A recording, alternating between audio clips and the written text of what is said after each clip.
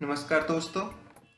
Friends, in last video we have discussed what is importance of determination of residential status. Friends, please understand that the residential status is an important criteria while determining the tax liability of a person in India. Say for instance, Indian tax authorities shall charge tax on global income for a resident taxpayers, whereas for non-resident taxpayers, tax shall be charged only in respect of Indian income. Therefore, we can say that total income of a taxpayer cannot be computed unless his residential status is determined. Friends, basically there are two types of residential status, that is resident or non-resident. So in the first step, we determine whether a person comes out to be a resident or a non-resident in India. So if a person comes out to be a resident, then we see in second step whether he is ordinary resident or not ordinary resident. So we have already explained in the last video that why this classification is important. So why we do classify a taxpayer into resident and non-resident, and then further resident is classified into ordinary resident and not ordinary resident.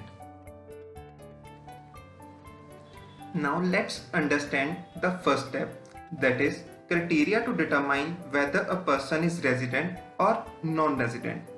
So friends, that is determined on the basis of number of days of stay in India during the financial year. So a person is deemed as a resident in India if he satisfies any of the following conditions, that is his stay in India is for 182 days or more during the financial year, or his stay in India is 60 days or more in that year and for 365 days or more in last 4 years.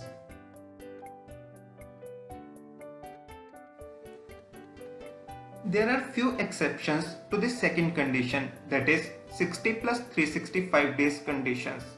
So friends, there are circumstances wherein 60 days period in second condition is substituted with 182 days. So the first exception is that Indian citizen who leaves India during the previous year for the purpose of employment outside India. Second one is Indian citizen who leaves India during the previous year as a member of crew of an Indian ship. And the third one is Indian citizen or a person of Indian origin who comes on a visit to India. So for in these exceptional categories, condition of 60 days shall be substituted with 182 days. Friends, the Finance Act has introduced a new classification for the citizen of India or a person of Indian origin. I have explained this provision in the next slide. Finance Act 2020 has amended provisions to determine residential status for an Indian citizen or a person of Indian origin.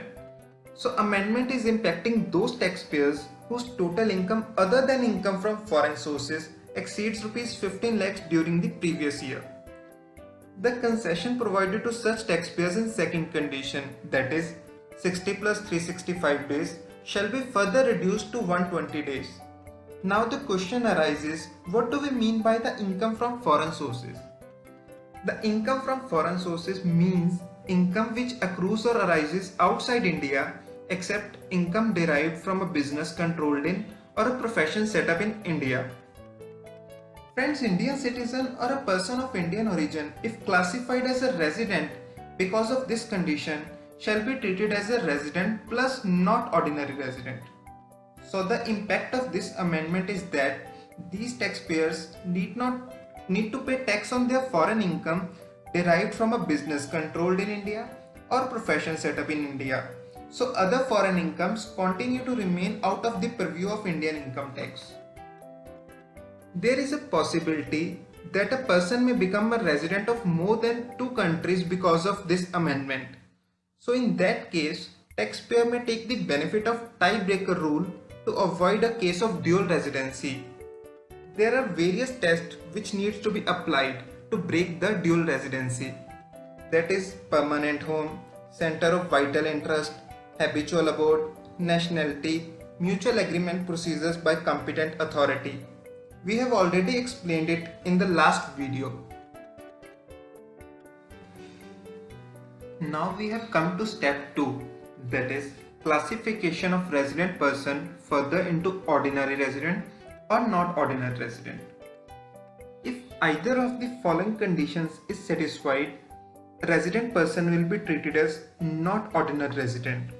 That is, he is non-resident in India in at least 9 out of 10 last years. His stay in India is for 7 to 9 days or less during the last 7 years. So if a person is not classified as a not ordinary resident, he will be treated as ordinary resident. Friends, in last slide, we have discussed additional parameters to determine residential status for Indian citizen or a person of Indian origin, wherein their period of stay is between 120 to 181 days and their total income other than income from foreign sources exceeds rupees 15 lakhs. So this category of resident person shall always be deemed as not ordinary resident.